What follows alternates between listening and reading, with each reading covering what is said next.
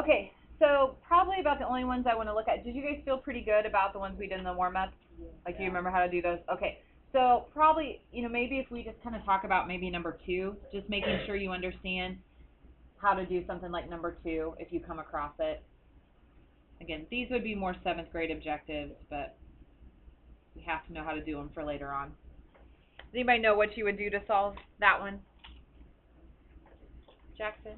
You either multiply these, you either change the mixed number to improper, or you would change the 19 to a mixed number fraction. Yeah, I agree with your first one. You have to change this second part into an improper fraction. You're exactly right. Because otherwise there's no way for me to divide it out.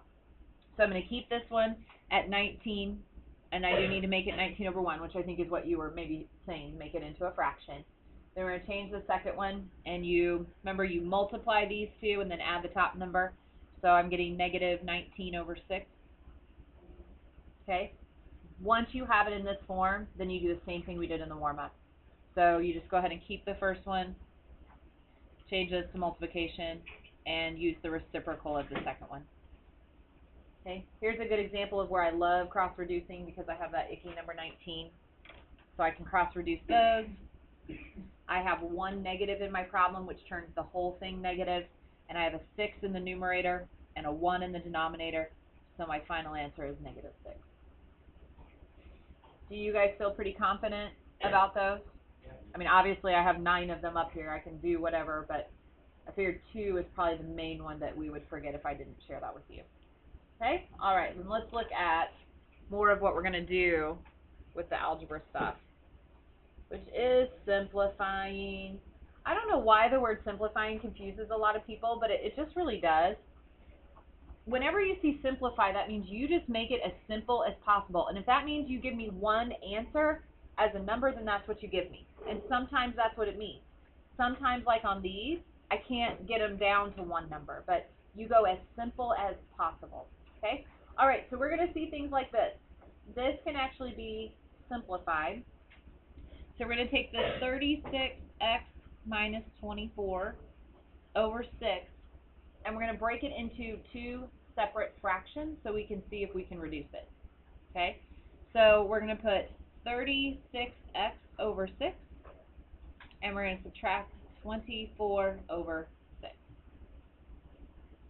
And then we're going to see if we can reduce these 2 fractions, which we can. 36 divided by 6 is 6, so 6x. And then 24 over 6 reduces to 4. And then that's all the further I can go. That is as simple as I can make this, because I cannot combine those two, so that is my final answer.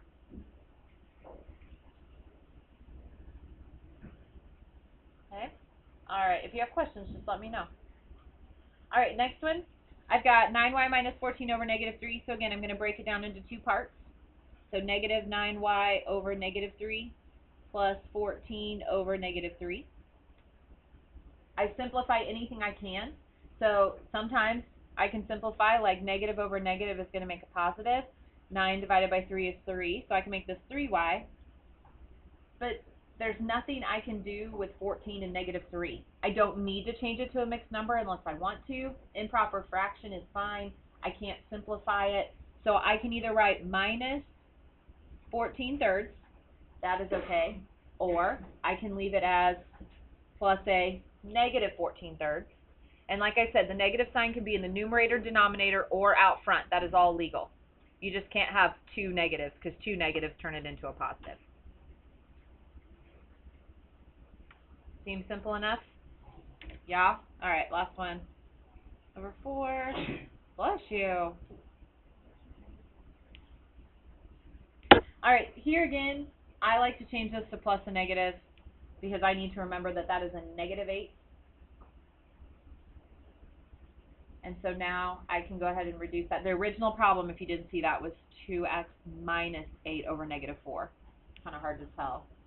And I changed it to plus a negative 8 so that I know that it's negative over negative. All right, I'm going to reduce here, so I get negative 1/2 x plus 2. And that's it. That's all I can do. Do you guys have questions before I move on to the last part? You feel good about it? Yes, ma'am. Okay. All right, last thing we're going to look at. You guys can go ahead and write those down. I'll give you a second to write it down.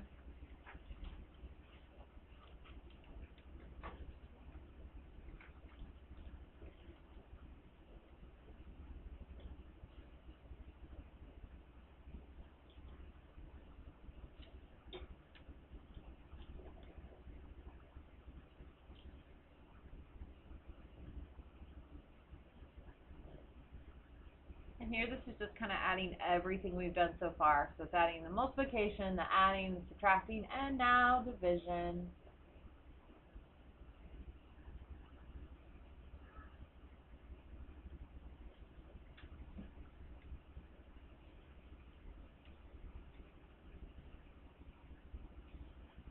See, that's a pretty fancy pencil you're writing with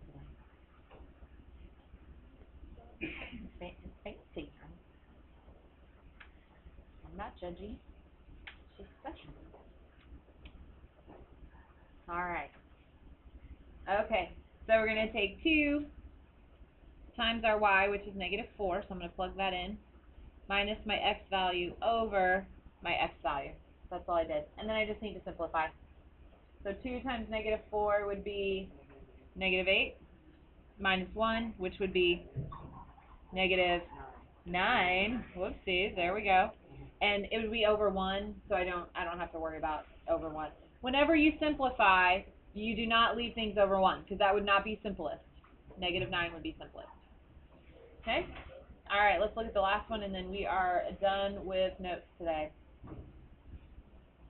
All right, -9 times -3 over y squared. It sounds like they're beating children over there.